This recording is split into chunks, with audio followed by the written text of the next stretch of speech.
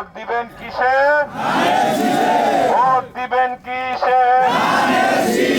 Vote দিবেন কিসে? মা বোনদের বলে যাই, শীষে ভোট চাই, মুরব্বীদের বলে যাই, ধানের শীষে ভোট চাই, যুবক ভাইদের বলে যাই, ধানের শীষে ভোট চাই। আগামী দিনে আমরা ধানের শীষের পক্ষে দাঁড়াই। আরেকটা দল আপনাদের কাছে ভোট চাইতে আসবে, তারা কিন্তু আসলে প্রকৃতভাবে মাঠে নেমে ভোট চায় না। গুপ্তর মধ্যে মতো, গুপ্ত যেরকম বোঝেন নাকি, লুকায় লুকায় থাকে অন্ধকারে। কিছু মহিলা এসা আপনাদের কাছে ভোট চাইতে পারে, বলতে পারে তাদের মার্কায় ভোট দিলে নাকি জান্নাতে যাওয়া যাবে, নাউজুবিল্লাহ। তাদের মার্কায় ভোট দিলে নাকি কবরের আযাব মাফ হয়ে যাবে, নাউজুবিল্লাহ। তারা এখন বলা শুরু করছে তারা জিতলে বলে পৃথিবীতে ইসলাম জিতবে, নাউজুবিল্লাহ। ইসলাম কি কোনো মার্কা দিয়ে জিতানো যায়?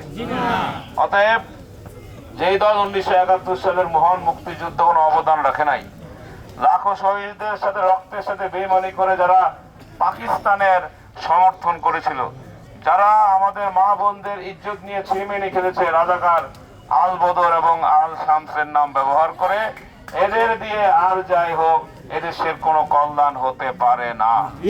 তাই আসেন, উন্নয়নের মার্কা, অগ্রগতির মার্কা, এদেশের মানুষের মার্কা, শহীদ প্রেসিডেন্ট জিয়াউর রহমান এবং খালেদা জিয়ার মার্কা, তারেক রহমানের মার্কা, ডক্টর খন্দকার মোশাররফ হোসেন সাহেবের মার্কা, ধানের শীষ মার্কার পক্ষে থাকি। লক্ষ্মীপুর কেন্দ্রে কষ্ট করে যাইতে হবে, জানি একটু কষ্ট হবে, কিন্তু একদিন যদি আপনারা কষ্ট করে ভোট দেন, আমাদের নির্বাচিত করেন, ইনশাল্লাহ আপনাদের এই রাস্তাঘাট, ব্রিজের সমস্যা সহ সকল সমস্যার আমরা সমাধান, উন্নয়ন এবং আপনাদের সকল নিরাপত্তার দায়িত্ব 5 বছর নেব।